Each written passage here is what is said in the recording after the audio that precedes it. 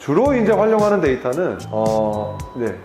대학교 입학처에 나와 있는 입결을 보고요. 그러니까 대학교 입학처에 나와 있는 입결이 한 체대는 되게 좋죠. 한 체대는 총점까지 다 나오니까 엄청 고마운 대학이죠. 그러니까 그다음에 이제 경기도교육청에서 각 대학교로 공문을 보내서 대학교에서 보내준 자료들을 가지고 작업을 하고요. 그다음에 이제 제가 항상 매년 입시가 끝나면 데이터를 모으려고 합니다. 도와주십시오라고 이제 얘기를 해서 선생님들께서 도와주시는 자료들, 이런 실제 지원자 사례, 그다음에 대교협이나 센진학이나 그다음에 유니브를 가지고 이제 내신 돌려서 어느 정도 등급대가 나오느냐, 내신에서 손해가 몇 점 정도 되느냐, 이제 그런 걸 좀 보고요.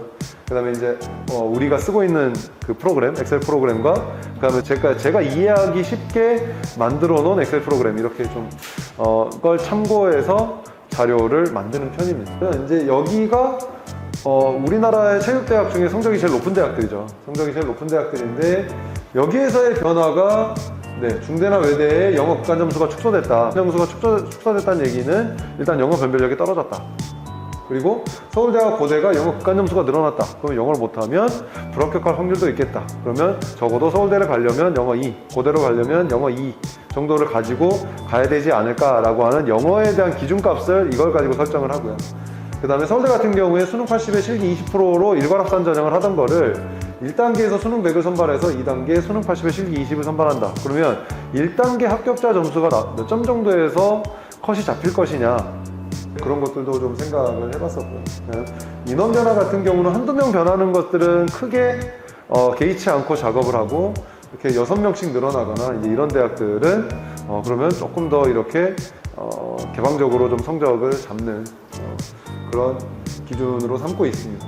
그래서 보게 되면 이거는 이제 대학에서 발표한 자료고요. 대학에서 발표한 자료를 보면 2021 자료와 2022 자료를 같이 붙여놨습니다. 그러면 성적에 어떤 변화가 있는지를 보시기가 좀 편할 것 같고, 그러면 경희대가 고대나 연대보다 진짜 성적이 더 높냐, 공부 잘하는 애들이 경희대를 가냐, 실제로 공부 잘하는 애들이 경희대를 갈 수도 있죠. 근데 이 성적의 해석은 결국에는 이거죠, 이거. 그 대학에서 어떤 과목을 반영하느냐에 따라서 이 백분위 성적이 달라지기 때문에, 경희대 같은 경우에는 수학을 반영하자 이 성적의 차이가 크게 차이가 안 나는 거죠. 여기에서 성적의 차이가 나는 건 단순히 경희대보다 위의 대학에서 정시에서 선발하는 인원이 늘어났기 때문에 성적대가 좀 떨어지는 거다라고 저희들이 생각해서 값을 이제 나중에 잡았었고요. 그러면 이제 고대나 서울대나 연대 같은 경우에는 수학이 필수 반영 대학이고, 교원대는 국어 또는 수학 중에 택 1이거든요. 그러면 교원대를 가는 아이들의 80% 이상은 국어 대신에 수학 선택합니다.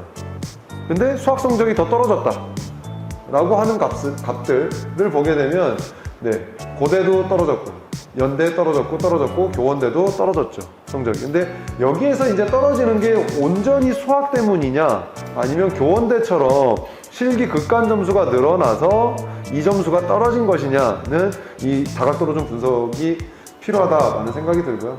이제 이것을 비교해 보면, 이 환산 점수는 이거를 그대로 환산해서 넣은 점수입니다. 이거를 대학 환산식에 맞게 그대로 환산해서 넣은 점수고요.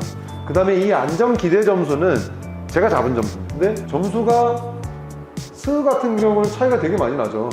그러니까 이제 제가 잘못 잡은 거죠. 그러니까 그래도 체육보다는 스의가 성적이 좀 더 높지 않을까라고 생각을 했는데, 실제 입결에서는 체육이나 스의나 크게 차이가 없었던 그런 애였고요. 고대 같은 경우에도 이제 이 점수는 평균 점수입니다.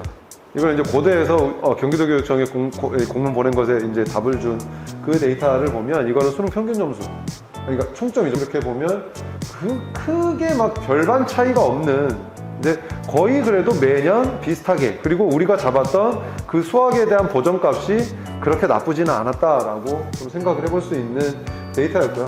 그러니까 1그룹에서 이렇게 점수를 잡을 때 생각했던 건 수학 필수반영 대학들에서 보정값을 어떻게 줄 것이냐, 그러니까 점수를 몇 점 떨어뜨려서 환산 점수를 낼 것이냐 였고요. 그다음에 서울대 1단계 합격자 점수는 몇 점일 것이냐에 대한 고민들. 교원대가 실기 극간 점수가 1점에서 2점으로 늘어났는데 그게 어느 정도 영향을 미칠 것이냐. 가군의 대학이 몰려있고 나군의 대학이 없는데, 그러면 나군의 경희대로 상위권 아이들이 많이 몰릴 것이냐 이제 이런 고민들을 좀 하면서 몰린다면 성적이 올라갈 것이고, 그 아이들이 경희대로 오지 않고 일반과를 쓴다면 성적이 떨어질 건데, 이제 이런 고민들을 하면서 좀 작업을 했었고요. 교원대를 얘기를 하자면, 교원대 실기 극간 점수가 1점에서 2점으로 올라갔는데, 그럼 이제 실기 극간 점수가 올라가면 실기 변별력이 올라가는데, 그러면 이 비슷한 점수대 애들이 지원을 해서 총점이 올라갈 거냐, 아니면 지원하는 점수대가 떨어질 거냐에 대한 이제 생각을 해볼 수가 있죠. 교원대도 참 친절한 대학입니다. 공개를 다 하니까. 그러니까 실기 최고점, 평균점, 최저점을 다 공개를 하거든요. 공개를 하면 매년마다 좀 다르기는 하지만 평균적으로 한 10감 정도는 하더라. 평균적으로 10감 정도는 하는데, 정말 실기가 극강인 아이들이 이 여기를 따라잡기 위해서 이 7감 정도의 여유점이 생기는데, 그 7감이라고 얘기를 하면 그 7감으로 잡을 수 있는 점수는 14점이거든요. 합격, 이 그전 연도에 92%의 영어 2등급이 합격자 점수인데, 평균. 그럼 241.8점이라는 환산 점수가 나오는데, 여기에서 14점을 빼면 227.8점이 나오는 거죠. 227.8에 해당하는 거를 다시 역으로 돌려서 보자면, 국어 또는 수학 중에 하나, 3구 두 과목 평균이 한 84%의 영어 2등급이면 실기를 3감 정도 할 수 있는 아이라면 합격이 가능한 점수가 나오는 거죠.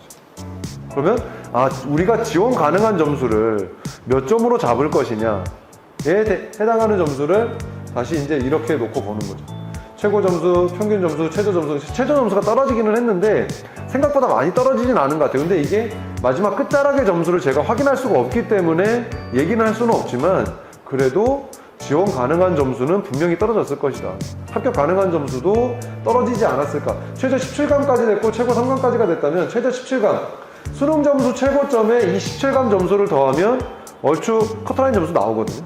그러면 거기에서부터 해서 이 정도 점수대가 이 3감을 했다면 합격했을까에 대한 점수를 돌리면 올해 지원 가능 점수가 또 나오는 거죠. 그러니까 이런 작업들을 통해서 안전 기대 점수를 내려고 하는 그런 작업들이고요. 그러면 이제 경희대로 몰릴 것이냐, 나군에 경희대로 몰릴 것이냐에 대해서 생각을 해보면서 센진하게 들어가 보면 이거 다 있잖아요.